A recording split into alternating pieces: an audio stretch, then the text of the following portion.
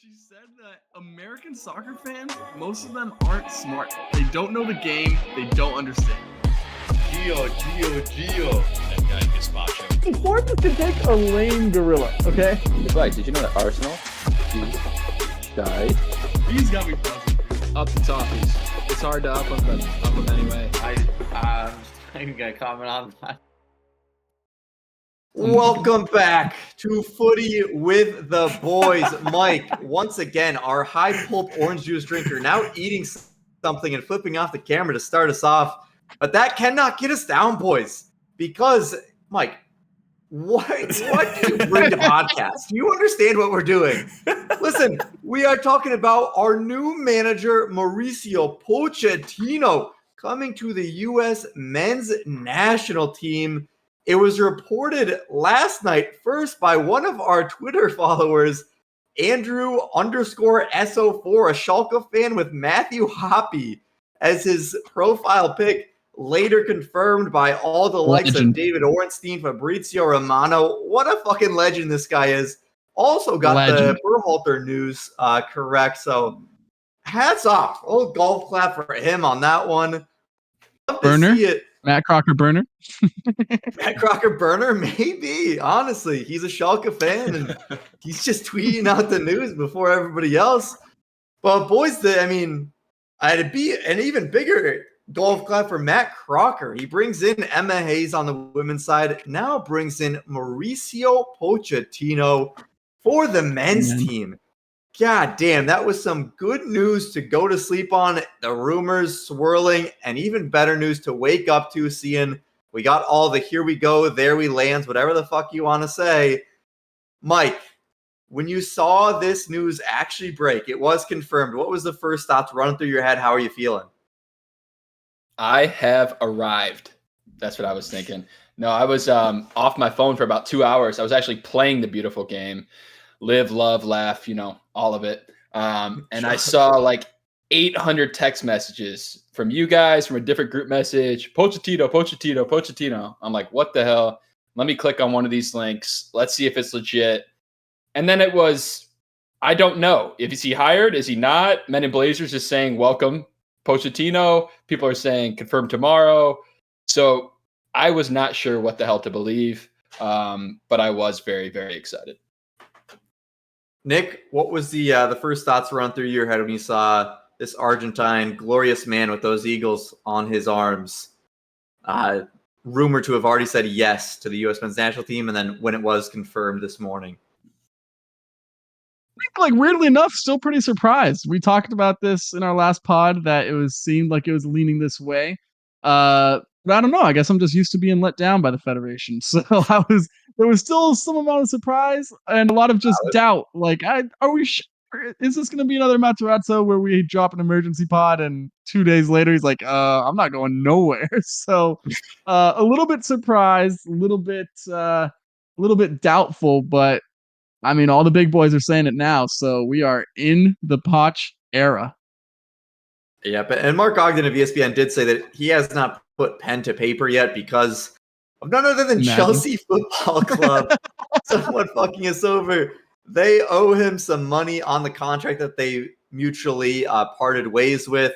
There was some type of clause, I guess he said, with him going to top 6 clubs or different things with they wouldn't have to pay him as much or something like that, and they still have to get that all worked out and sorted. Chelsea is working through their 70th transfer of the window, so it may take them a couple days to get that done, but Pochettino has given the go-ahead that he has agreed to become the U.S. manager.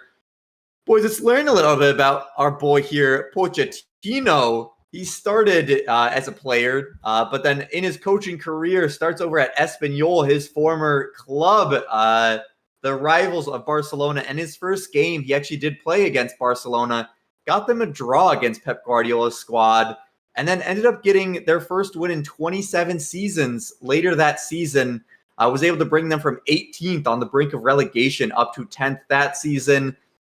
3 more seasons, got them all mid-table finishes there before he makes his way over to England, where he is most known with Southampton at his start there. With Southampton in his first season there, got them their highest ever finish in the Premier League, getting them 8th in the Premier League table. Was able to bring that high-pressing Bielsa style to the Premier League and earns a move to Tottenham Hotspur, which is where most people do know him from. Obviously, has done quite a bit there, starting within his first season, getting them to a League Cup final where they did fall to Chelsea there. Was able to beat the reigning champions Man City in his first win. And then obviously got them to a Champions League final. And every year past the first year got them in Champions League qualification as well. Listen, it is Tottenham Hotspur. They are Spursy. But goddamn it, he got awfully close there, Nick, to turning around the Spurs team to actually winning trophies. Unfortunately, it is still Spurs, Nick, and you know more well than anyone, they don't win trophies, though. But goddamn it, he tried his hardest. I'm sorry for the unnecessary shot at Spurs fans, but listen, it's necessary. You're good. It was well needed. Nick is valid.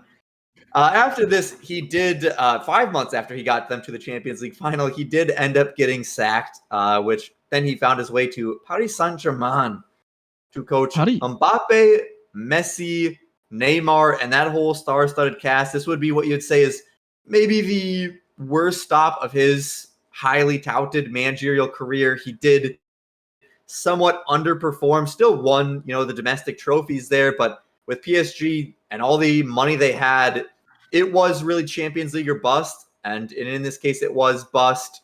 I don't think necessarily that squad was meant for his high-pressing, super high-energy style with the egos and high-quality talent that he did have, but obviously still a whole lot of quality talent. You can't really say he didn't have the ammo or firepower there. And finally, of course, he did go to Chelsea last season, where he brought them from 12th the year before up to 6th. It was a rocky start. They were shipping in goals left and right, although they were scoring in bucket loads as well, the third highest scoring season in Chelsea's history. They ended up sort of figuring it out towards the end, being able to become slightly more defensively solid and get some results, got them up to 6, got them into that European conversation. But ultimately, Chelsea wanted to go a bit more of that Pep Arteta possession, beautiful football rather than the high-pressing system Pochettino wanted, and they mutually split ways, which leads us to last night into this morning. The U.S. men's national team, after being rumored that he was the top option, confirm him as the U.S. men's national team manager to take over for the 2026 World Cup. 11 international windows for him here. Boys, what an interesting hire here.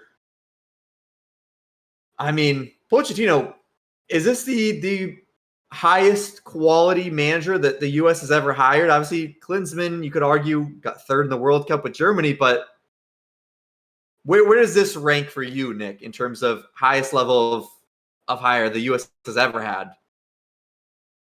Oh, listen, Klinsmann did have his moments, but I mean, it's a no doubt that this is the highest profile manager and something that I don't think is being talked enough about yet. We're going to get into tactics, we're going to get into the player pool and all that good stuff, but it really just raises the profile of the job.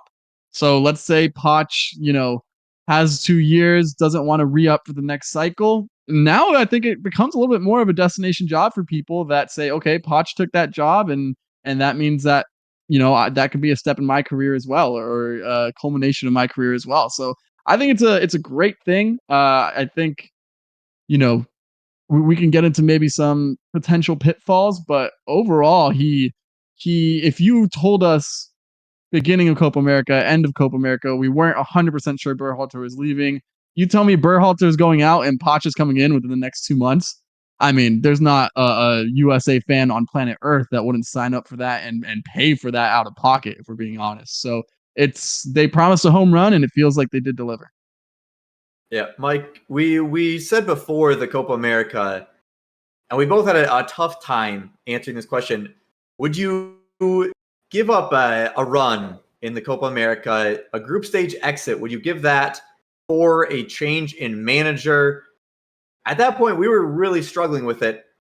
if you were told they would be Mauricio Pochettino, would that have made it a little bit easier to say, well, shit, that might be worth it? Easier, maybe. I mean, that was still disgusting. I still feel sick about that Copa America performance. No. But Mauricio Pochettino coming in has shattered my expectations. I didn't have a glimmer of hope that we get any guy close to this caliber. I mean, this is a home run in every sense of the word. Yeah, he doesn't have international experience, the one thing that I was holding my hat on. But when you have this kind of guy wanting the job, you give it to him 100% of the time. They did a really good job here. I'm excited. So excited. Yeah, I mean, honestly, we didn't talk about Pochettino that much. We mentioned him in a few things in kind of passing. It didn't seem realistic. It was realistic. I didn't think it was possible. I mean, this is crazy. We were talking about Patrick Vieira, Thierry Henry. We were dreading Steve Cherundolo. We were down here, dude. Wilfred Nancy, and it was Mauricio Pochettino, which we were kind of like, yeah, I don't know why he would take this job. So talked about him very little. But let's talk about his tactics, because also we talked about Pellegrino Matarazzo when that was rumored. And it was like, oh, these tactics aren't really fitting. If you look at what Mauricio Pochettino does, you say, well, shit, this is a little bit more like it. He plays in a normal 4-2-3-1. And boys, it kind of works. It's a high pressing system. This is something it could look like using both Reyna and Tillman. At Tottenham, he used both Dele Alli and Eriksen, with those three in the center, Pulisic, Reyna, and Tillman, kind of interlapping and allowing Balogun to kind of come in and combine and allow them to run behind. I mean, this looks like a pretty nasty lineup. It is certainly going to be an issue of match fitness. It is a high pressing system. It is an intense system, running in transition, a lot of attack.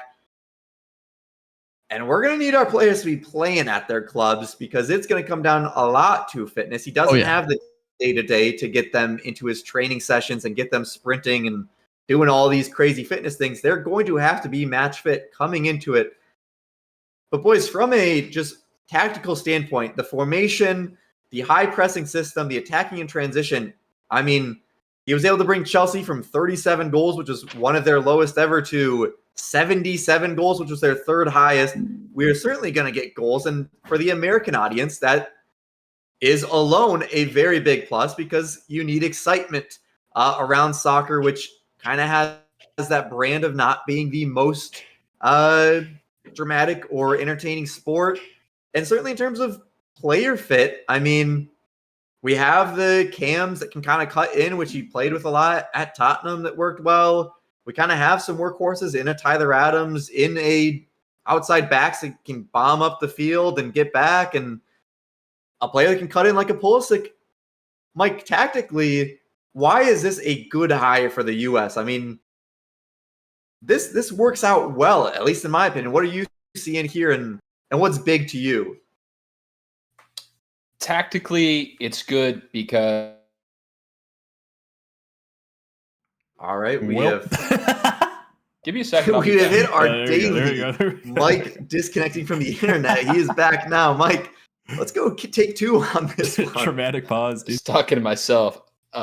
Nick is frozen as well. I think it's a good thing tactically, because it's a good fit for most of our players, especially the attacking players. Fitting Pulisic and Reyna in together is a big thing.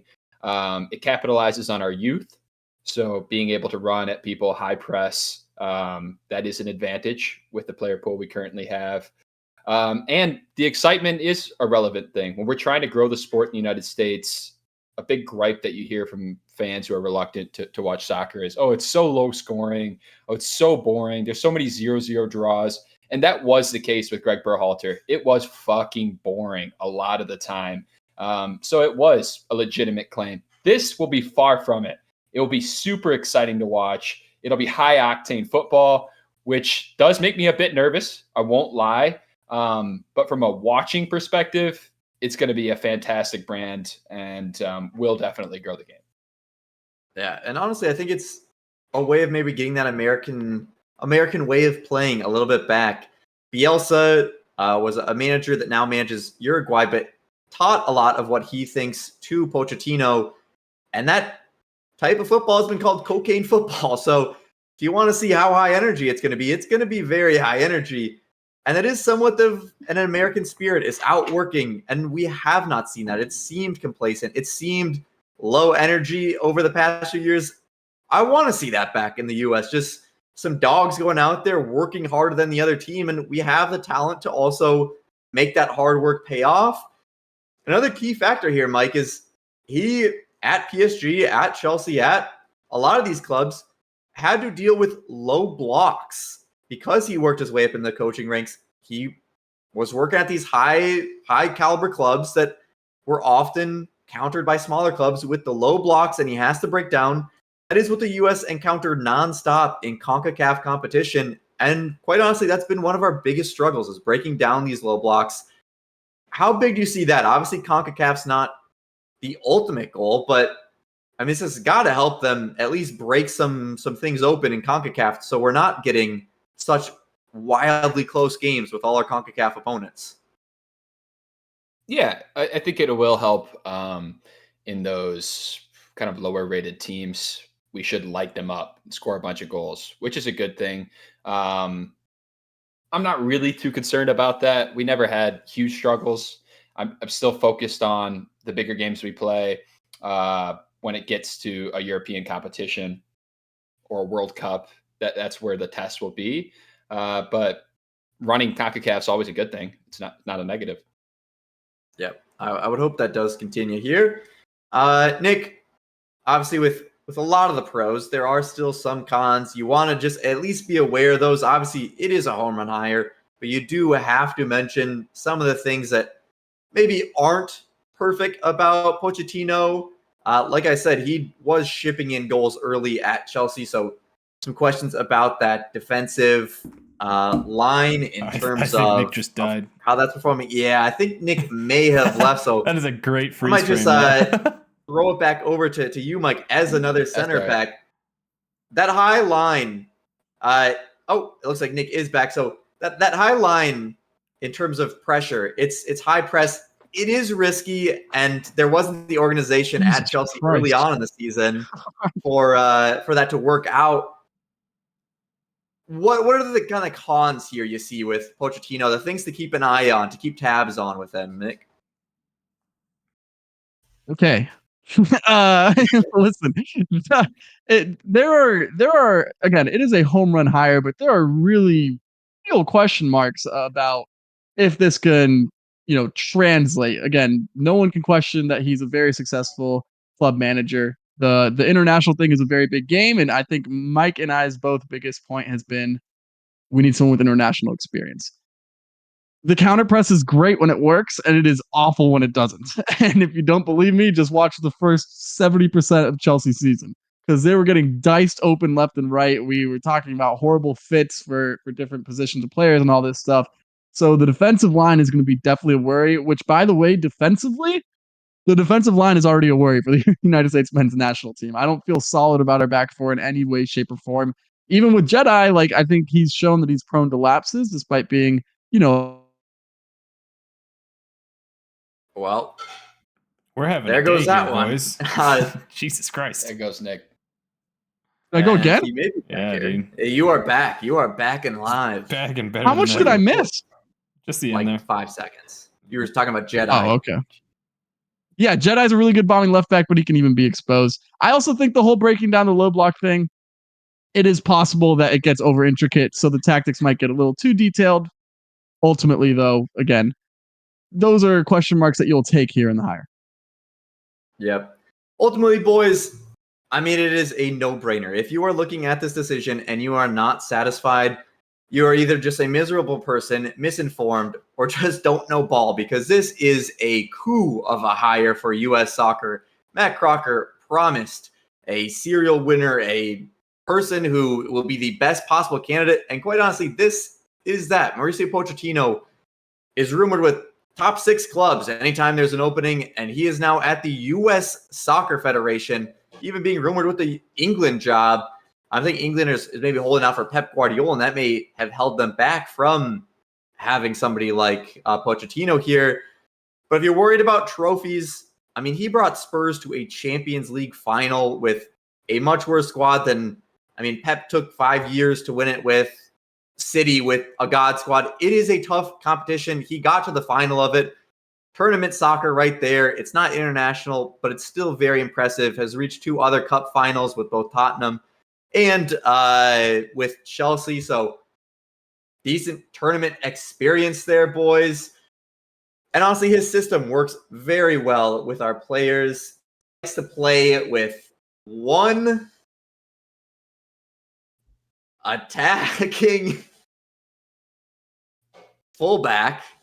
Serginho Dest is certainly going to be almost a winger at certain times in this. And you would see on that right side, you could see a Tillman or a Reyna being able to kind of slip into the center and have Serginho Dest bomb up the side and play almost as an attacker. So it would be interesting to watch there how that fun side shakes up with potentially Tim Weah playing that Lucas Moura role as well. But only, boys, this is a hell of a hire here. Which players, though, does it benefit the most for our player pool? We've talked about the players in that front attack, the Reynas, the Tillmans fitting in, the Pulisic, Balogun dropping in to help out, and everything with fullbacks attacking. What player of our player pool that maybe we're not accustomed to does it help the most? And then we'll get into after that who maybe it hurts the most, who it's most risky for. Nick, who do you think is benefiting the most from this? I mean, the attacking 3 behind the striker, like we said, he likes to play with an interchanging attacking 3, and I think that suits basically all of our attackers outside of Timmy Weah, and Timmy Weah is our weakest attacker, so I'm okay with that. So I think just a lot of interchange there and a lot of just fluid football, people giving a little bit more freedom to use their creative abilities. I think it's going to help them a ton. I also think this suits people like Adams a lot. It suits people like Musa, people like McKennie. Our 3 strongest midfielders, arguably, probably not as much Johnny, but just guys who can run. And that's what the pivot really requires in his system. Both of those guys are just required to run all the time. So I think it really helps those guys too. Yeah, honestly, you could see McKennie maybe even playing a 10 role at times, kind of like that Conor Gallagher at Chelsea, where they can run everywhere and make those runs in behind. Because when McKennie makes those runs in behinds, like he did at Schalke, like he did early at Juventus at that 10 position, it is dangerous what he can do. But Mike, who do you think benefits the most from this one here? Yeah, I'm going to have to ride with Nick. I think Musa Adams, it really benefits. I think it benefits Adams the most. I mean, he's just going to light it up on that counter press, blow shit up, turn it into attack. If he's healthy, it's going to be super pivotal in this style of play. I disagree with McKennie. I think this is going to be totally too much for him. I think he could get out of the rotation. If that dude's running like he was in Copa America, which means he was not running, there's no place for him in the team. There's no place for him on the bench. He's going to be out of the roster. Another player I think it does not suit is Cameron Carter-Vickers. Dudes look fucking shit. And if you're going to play this high of a line, you have to be on it. You have to be super tight with the ball, and you have to be perfect with your tackles. You can't be reckless.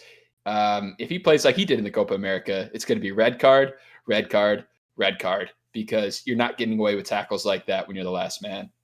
So those are the 2 guys I'm most nervous for. Yeah, Cameron Carter-Vickers actually was at Tottenham at the same time as Mauricio Pochettino. Pochettino did not ever use him, always loaned him out. So send his ass to Scotland. He is familiar with Cameron Carter-Vickers, but maybe not as fond. Nick, who loses the most from this appointment in terms of play style? I mean, McKennie, you could almost say for this one as well, because if he is not in shape, bye-bye McKennie. You do have to be in shape for this one. Yeah, for sure. I think that's a great point by Mike. And I think now that you say that, I probably agree with that more, that it hurts him more than helps. Matt Turner, anyone? This is a guy who likes to play off the back. We have seen that not work in the past. You mentioned a little bit earlier, he likes to play with one attacking fullback, one defensive. We have 2 very attacking fullbacks. So it's going to be interesting if, Des plays kind of a different role, and Scally's the guy at right back. He kind of likes, he doesn't have a guy invert, but he does have a back three with one guy just bombing down. So maybe it's Jedi bombing, or I don't know. Jedi just is given more defensive responsibility. I don't love Serginho in a back three, so it's going to be interesting to see which one of those two kind of wins out in the attacking fullback role. And ultimately, I think, crazy enough, it could hurt Flo a little bit. He kind of likes having a target guy. He likes playing through someone a little bit bigger. I think at PSG he kind of looked lost without one because he had to play that front three. But he's always had, Flo has like the pace. You could argue maybe he has a strength, but I don't really think so.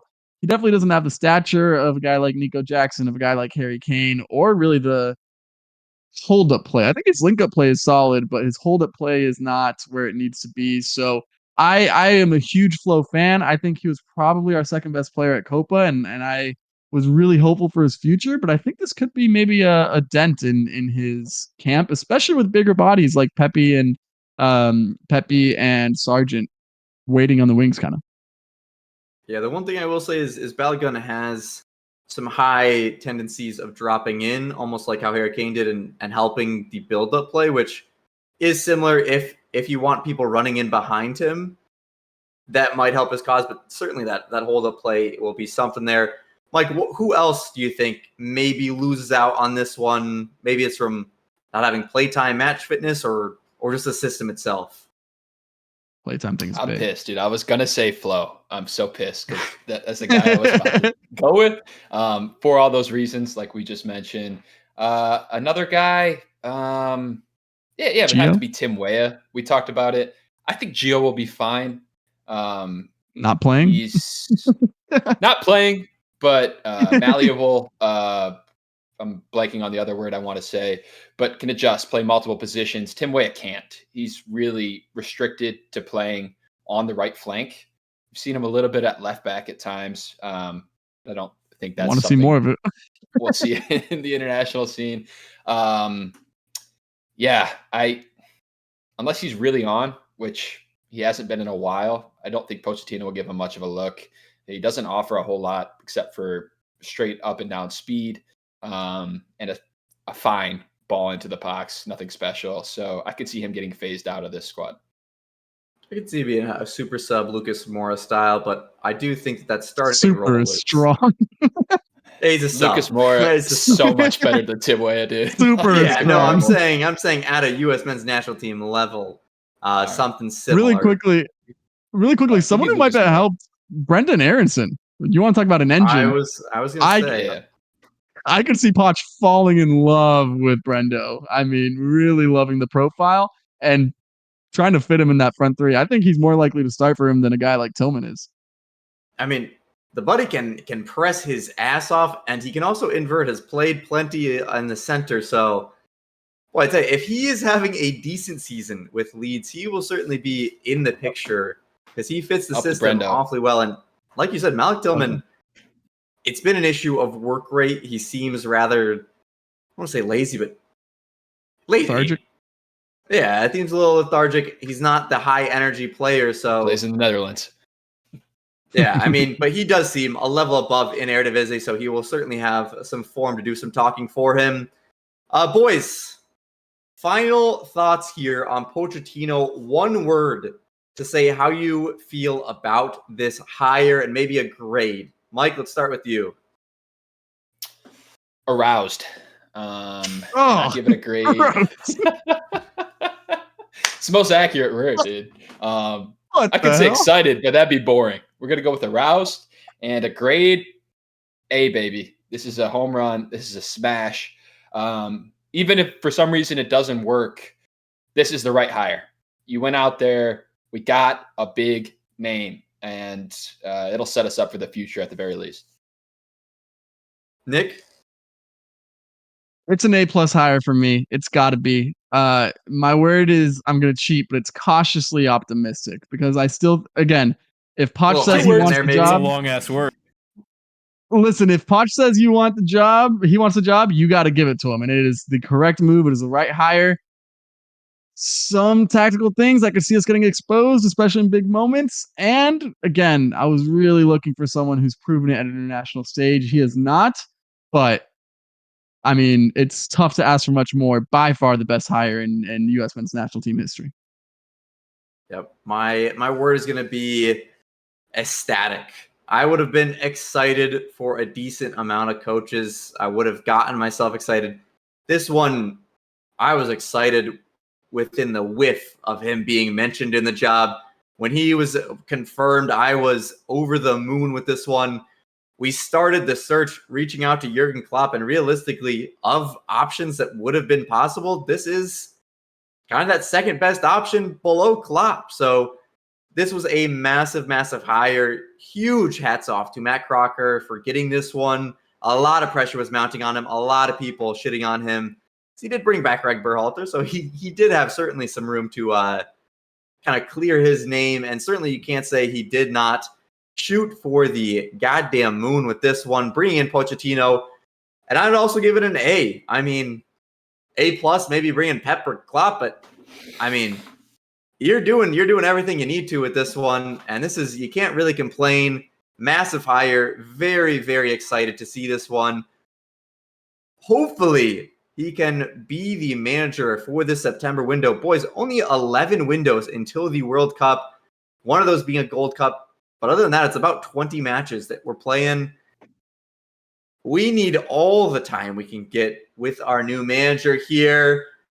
Boys, we'll be back here on the channel with some Prem recaps on Monday. So make sure to stay tuned throughout the rest of the Premier League season. We have some international breaks coming up soon. We'll have videos breaking down the rosters, everything Pochettino-led U.S. men's national team. So make sure to hit the subscribe button, turn on some notifications if you're feeling shaky, and make sure to like the videos. It helps us out a lot.